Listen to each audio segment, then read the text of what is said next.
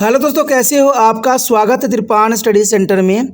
यहाँ पर जो हम करने जा रहे हैं BA third year semester 6 Hindi. देखा जाए तो ये हिंदी काफ़ी महत्वपूर्ण है और हमारे समक्ष यहाँ पर टॉपिक आया है हिंदी साहित्य का इतिहास। इसके अंतर्गत हम उपन्यास, कहानी, नाटक, आत्मकथा, जीवनी और रेखा चित्र के विषय में हम विस्तार पूर्वक चर्चा करेंगे और जानेंगे हर एक पहलू। ये आपके एग्ज़ाम में 24 मार्क्स का आएगा, यानी 12 मार्क्स के 2 क्वेश्चन आपको अटैम्प्ट करने पड़ेंगी, जो आपके लिए काफ़ी महत्वपूर्ण ये बन जाता है। इसलिए इस उपन्यास हो, कहानी हो, नाटक हो, आत्मकथा हो, जीवनी हो, रेखा चित्र हो, इसको जो है आपको अच्छे समझना है और आगे बढ़ना है। और देखा जाए हमारा यहाँ पर टॉपिक आया है, वो क्या है? यहाँ पर जो हम करने जा रहे हैं काफ़ी महत्वपूर्ण है टॉपिक नाटक। देखा जाए तो नाटक का अपना विशेष स्थान है और ये हिंदी साहित्य के इतिहास के अंतर्गत आया है। हम यहाँ पर जो है हिंदी नाटक के उद्भव और विकास पर जो है प्रकाश डालेंगे और हर एक पहलू पर विचार करेंगे जो महत्वपूर्ण रहेगा। देखा जाए तो नाटक का भी अपना एक स्थान रहता है हिंदी साहित्य में, और हिंदी साहित्य में नाटक लिखने का परंपरा प्राचीन काल से चली आ रही है। ये हम नहीं कह सकते कि नाटक जो है आज की देन है, ये प्राचीन काल से ही नाटक की परंपरा चली आ रही है। संस्कृत साहित्य में बहुत समय पूर्व कालिदास, भास और जो है भवभूति इत्यादि ने अनेक कलापूर्ण नाटकों की रचना की। देखा जाए तो कालिदास, भास और भवभूति ऐसे बहुत से जो है साहित्यकार हैं जिन्होंने नाटक को जो है अपने शैलियों में लिखी थी। अंततः हम कह सकते हैं कि हिंदी को नाटक परंपरा विरासत के रूप में मिली है, यानी ये विरासत के रूप में देखी जा सकती है। किंतु नाटक लेखन हिंदी साहित्य के प्रथम 3 युगों में उचित विकास न हो सका। यानी देखा जाए तो कहते हैं जब कहानी आ जाए, उपन्यास आ जाए, तो नाटक का कुछ न कुछ फीकापन होना स्वाभाविक बन जाती है। और ऐसा ही हुआ कि 3 युगों में जो है उचित विकास हमें नाटक का देखने को नहीं मिला। यद्यपि इस विधा का विकास भी साहित्य के आधुनिक काल से ही माना जा सकता है। तो आधुनिक काल ही इसका जो है सूत्रपात थी। आधुनिक काल से पूर्व नाटक का विकास न होने के कारण थे, कई कारण थे। तो हिंदी साहित्य का आरंभिक काल राजनीतिक एवं सामाजिक दृष्टि इतना अभिव्यक्त नहीं था कि किसी का नाटक रचना की ओर ध्यान गया हो।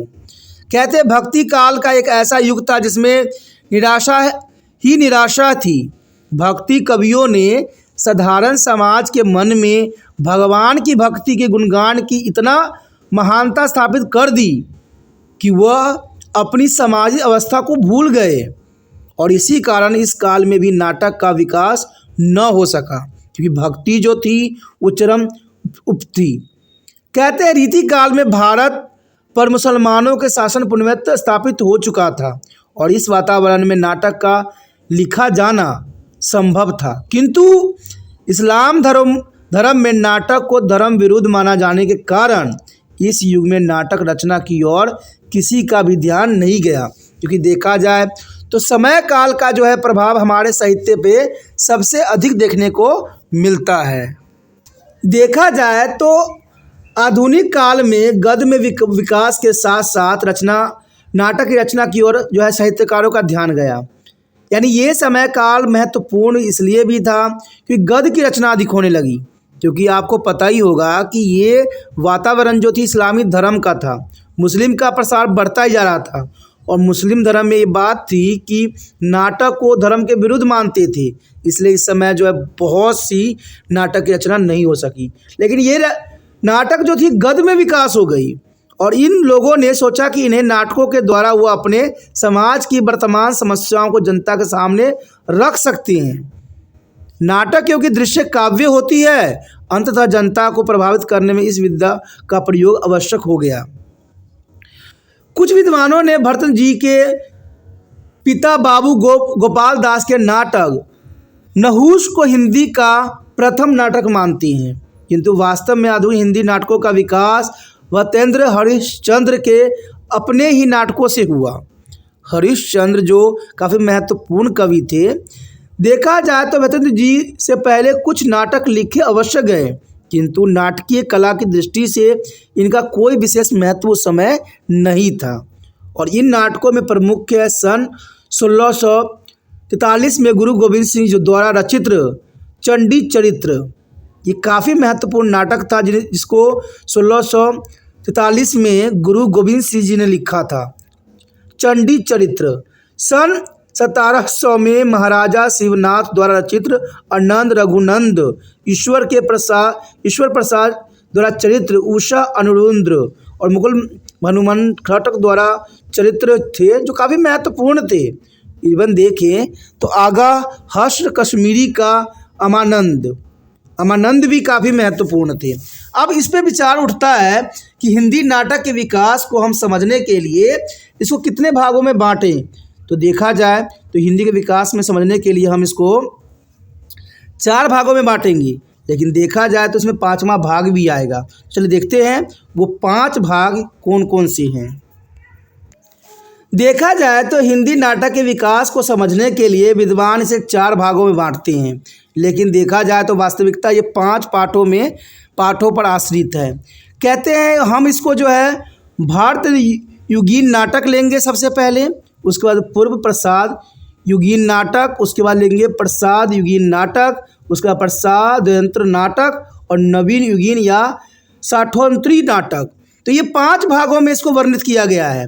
सब प्रथम अगर हम देखें भारत युगीन नाटक किस प्रकार की थी, तो इस काल में प्रमुख नाटककार भतेंद्र जी स्वयं ही थे और उनके आरंभिक नाटक संस्कृति परंपरा का अनुकरण प्रतीत होते हैं, किंतु धीरे धीरे इनके नाट्य कला में काफ़ी विकास होता गया, यानी विकास की चरण हमें बहुत देखने को मिलता है। भतेंद्र जी ने मौलिक, अनुदित और रूपांतरित 3 प्रकार के नाटक लिखे। यानी देखा जाए तो भारतेंद्र जी ने मौलिक, अनुदित और रूपांतरित 3 प्रकार के नाटक को जो है अपने नाटक में स्थान दिया और इनके सभी तरह के नाटकों की संख्या 18 है। मौलिक नाटकों में ने पौराणिक, ऐतिहासिक, राजनीतिक, हास्य, व्यंग प्रधान नाटकों की रचना की, जिनका ब्यौरा हम यहाँ पर दिखा रहे हैं आपको। पहला जो था सत्य हरिश्चंद्र, सती प्रताप तथा श्री चंद्रवाली पौराणिक नाटक, तो ये काफ़ी महत्वपूर्ण था। उसके पश्चात भारत जननी, भारत दुर्दशा, यानी सामाजिक और राष्ट्रीय भावना प्रधान ये नाटक थे जो काफ़ी महत्वपूर्ण स्थान रखते हैं। उसके पश्चात देखें तो वैदिकी हिंसा न भविती, अंधेरी नगरी, जो हास्य व्यंग प्रधान नाटक थे जो अपना महत्वपूर्ण स्थान रखते हैं। उसके पश्चात देखें हम तो नील देवी यानी ऐतिहासिक नाटक है जो ये जो है 4 भागों में इन्होंने विभक्त किया। भतेंद्र जी ने कुछ नाटक के अनुवाद भी किए जिन्होंने संस्कृति और मुद्र राक्षस, बंगाल से विद्या सुंदर, प्राकृतिक से रत्नवावली तथा अंग्रेजी से दुर्लभ बंधु नाटकों के अनुवाद किए गए। तो इनमें अनुवादित नाटक भी इनका काफ़ी महत्वपूर्ण स्थान रखता है। उसके पश्चात देखिए तो रूपांतरित नाटक, देखा जाए तो रूपांतरित नाटक भी उनका काफ़ी महत्वपूर्ण स्थान है। भतेंद्र जी के रूपांतरित नाटकों का जो है धनंजय, विजय, कपूर, मंजरी, पाखंड, विडम्बना प्रमुख हैं। ये काफ़ी महत्वपूर्ण यहाँ पर रूपांतरित नाटक है। भतेंद्र जी के नाटकों का एकमात्र उद्देश्य भारतीय जनमानस में नव जागृति लाना, राष्ट्रीय चेतना का विकास और देश प्रेम एवं स्वाभिमानी का भाव भरना था। उन्होंने अपने महान उद्देश्य का निर्वाह अन्य विधात्मक रूपों के समान नाटक में भी जो है पूर्ण कुशलता से किया, यानी जैसे उन्होंने दूसरे चीज़ों में किया उसी प्रकार से उन्होंने नाटक में भी इन सब कुशलता का जो है बखूबी प्रयोग किया।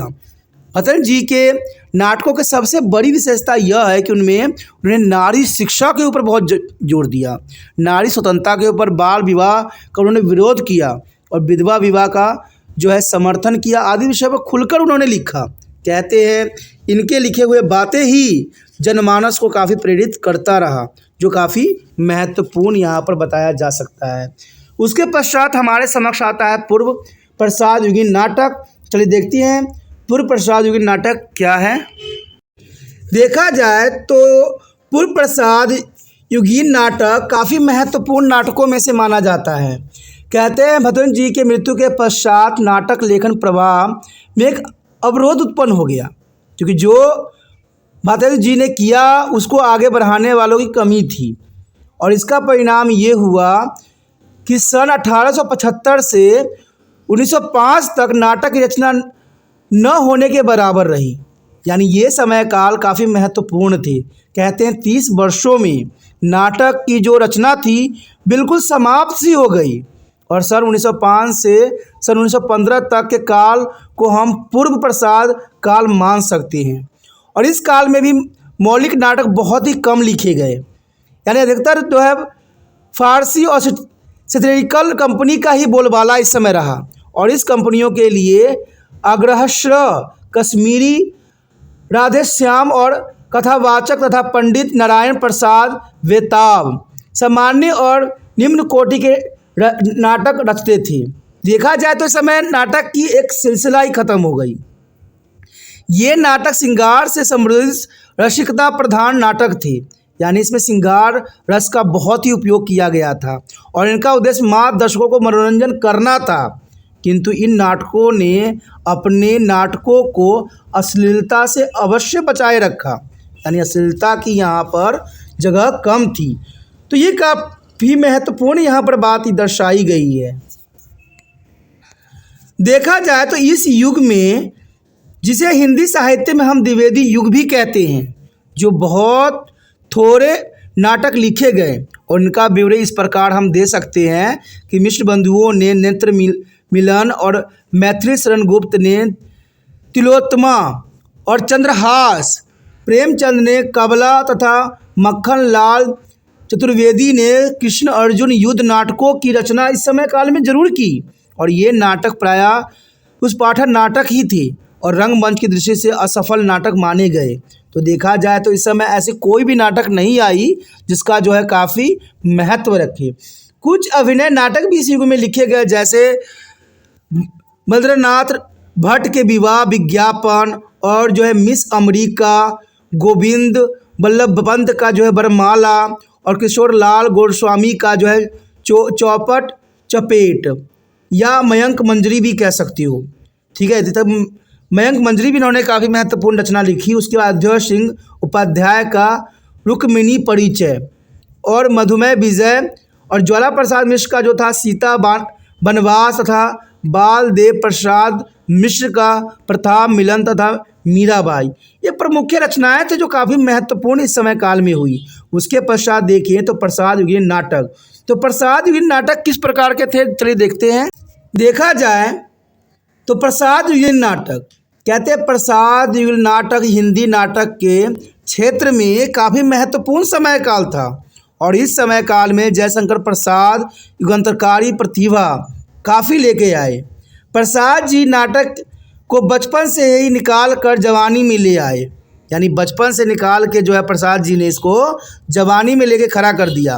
और प्रसाद जी ने नाटकों में मनोरंजन के साथ साथ साहित्यता और काव्यात्मकता का भी समावेश उसमें किया। कहते हैं कला की दृष्टि से इनके नाटक में नवीन प्राचीन का अद्भुत समन्वय देखने को मिलता है। इसमें पंडित राम बहोरी शुक्ल जी प्रसाद जी के हिंदी नाटक के विकास के योगदान के संबंध में वो लिखते हैं और कह रहे हैं कि हिंदी नाटक के लिए सत्येंद्र युग काल जो है प्रभाव काल था और उनकी जो है प्रौढ़ अवस्था प्रसाद जी के नाटक के क्षेत्र प्रवेश के साथ ही हुई। शायद बहुमुखी प्रतिभा के धनी थे और वह गहरी दार्शनिक पृष्ठभूमि के साथ अद्भुत सांस्कृतिक चेतना लेकर हिंदी साहित्य के क्षेत्र में अवतरित हुए। प्रसाद जी के भाषा को नवीन शक्ति दी और भावों को जो है नूतन अभिव्यक्तित्व दी और कला का विभव श्रृंगार किया। इसलिए प्रसाद जी के नाटकों का बहुत ही यहाँ पर उत्कृष्ट महत्वपूर्ण स्थान रहता है। प्रसाद जी ने 1910 से लेकर 1933 की ईस्वी के मध्य 13 नाटक की रचना किया, जिनके नाम यहाँ पर दिए गए हैं। चलिए देखते हैं वो 13 नाटक कौन कौन से थे। देखा जाए तो यहाँ पर ऐतिहासिक नाटक थे। ऐतिहासिक नाटक के अंतर्गत विशाख, अजातशत्रु, सिकंदरगुप्त, चंद्रगुप्त, राजश्री एवं ध्रुव स्वामिनी। कहते हैं कुछ विद्वान ध्रुव स्वामिनी को एक समस्या नाटक मानते हैं। उसके साथ देखा जाए तो चैत्य और कल्याणी परिचय, ये सारे के सारे ऐतिहासिक नाटक थे जिसका अपना एक महत्वपूर्ण स्थान रहता है। इवन देखें तो पौराणिक नाटक भी थे जिसको हम जनमेजय का नाग यज्ञ भी हम कह सकते हैं। उसके बाद रूपक नाटक जिसमें कामना, एक घूंट, ये महत्व रखता है। उसके बाद गीति नाट्य भी थे जिसमें करुणालय काफ़ी महत्वपूर्ण स्थान रखता है। उसके बाद एकांकी नाटक भी थी जिसमें सजन का स्थान काफ़ी महत्वपूर्ण आता है। कहते हैं कलात्मक दृष्टि से अजातशत्रु, सिकंदरगुप्त, चंद्रगुप्त और जो ध्रुव स्वामिनी इनके श्रेष्ठ नाटक में से एक माना जाता है। ध्रुव स्वामिनी प्रसाद जी का सर्वश्रेष्ठ रचना में से एक माना गया जो काफ़ी महत्वपूर्ण यहाँ पर अपना स्थान रखता है। उसके पश्चात देखिए प्रसादवंत युग कैसी थी, चलिए देखते हैं। तो देखा जाए ये हमारा जो होगा चौथा है प्रसादवंत युग। प्रसाद युग में नाटक का रूप काफ़ी निखर आया था, किंतु जिसे सही नाटक कहा जा सकता है और उसका रूप देखने को जो है प्रसादवंत युग में ही मिला हमें। और इसका एक कारण तो यह था कि देश अत्यधिक पाश्चात्य सभ्यता संस्कृति ग्रहण करने लगा था, यानी हमारे देश में पश्चिमी सभ्यता का प्रभाव इस समय अधिक देखने को मिला, जिसके कारण नाटक जो है थोड़ा सा धुंधला सा हो गया। कहते हैं धोती कमीज की जगह पैंट कोट ने ले ली थी जगह। साथ ही पढ़ा लिखा वर्ग अंग्रेजी साहित्य भी अधिक परिचित हो रहा था। पश्चिमी ढंग से रंगमंच की ओर लोगों का ध्यान जाना शुरू हुआ और जीवन के मूल्य भी बदलते जा रहे थे। परिणाम स्वरूप हिंदी नाटककार प्रत्यक्ष जीवन को अधिक निकट से देख समझकर रंगमंच के अनुकूल समस्या नाटकों के सृजन करने लग गए।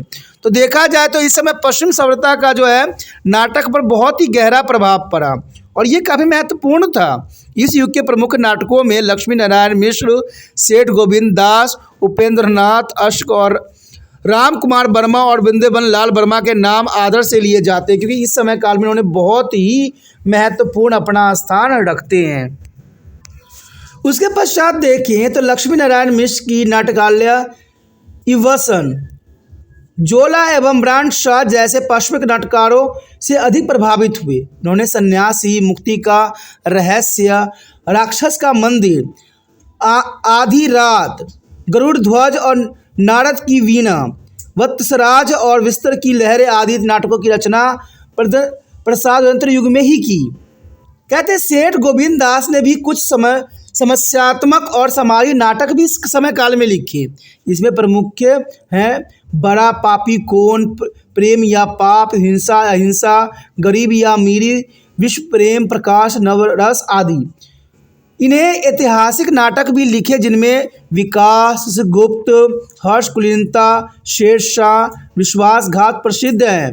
कहते हैं इस सब में कर्तव्यत्व, कर्ण, सनेश्वर इसके पौराणिक नाटक थे जो काफ़ी महत्वपूर्ण यहाँ पर स्थान रखते हैं।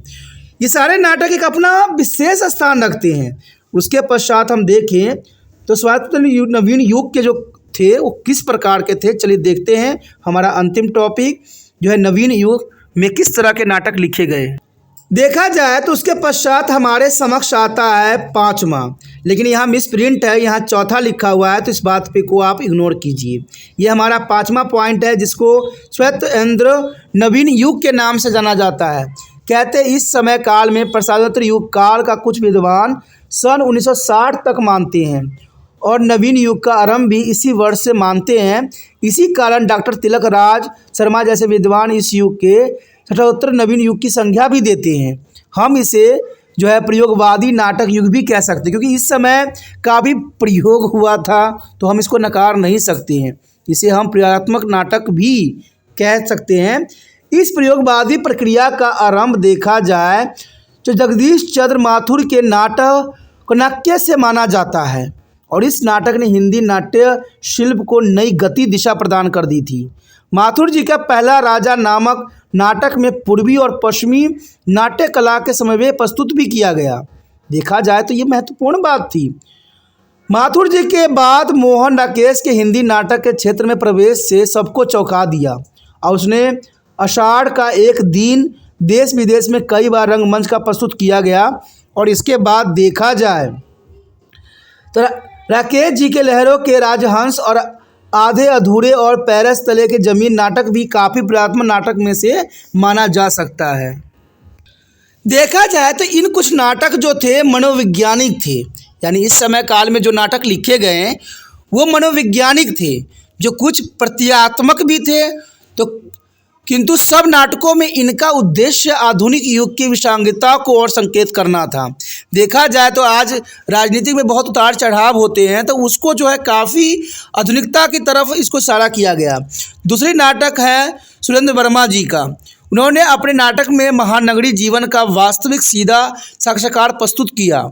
उनके 2 नाटक सूर्य की अंतिम किरण से सूर्य की पहली किरण तक तथा 8वां संग विशेष उल्लेखनीय माना गया है। और तीसरे नाटक की बात करें, तीसरे नाटककार के तो मणि मधुर हैं।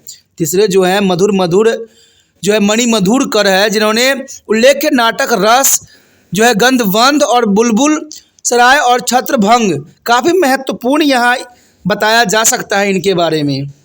देखा जाए तो उसके पश्चात नवीन नाटक शैली की कुछ नाटककार ने उनके नाटकों का परिचय हम यहाँ पर दे सकते हैं, जिसमें बृजमोहन शाह का त्रिशंकु, प्रभात कुमार भट्टाचार्य के काट महल और अभिशप्त यश काफ़ी महत्वपूर्ण थे। इवन हम देखें तो रमेश बख्शी का देवायनी का कहानी है जो काफ़ी महत्वपूर्ण है। उसके पश्चात देखें तो मुद्रा राक्षस का तिलचट्टा भी महत्वपूर्ण था। और मुद्रितगढ़ की एक और अजनबी कहते हैं राजेंद्र कुमार शर्मा का एक से बढ़कर एक काफ़ी महत्वपूर्ण इस समय काल में जो है रचनाएं की गई, जो आपके समक्ष दिख रहा है।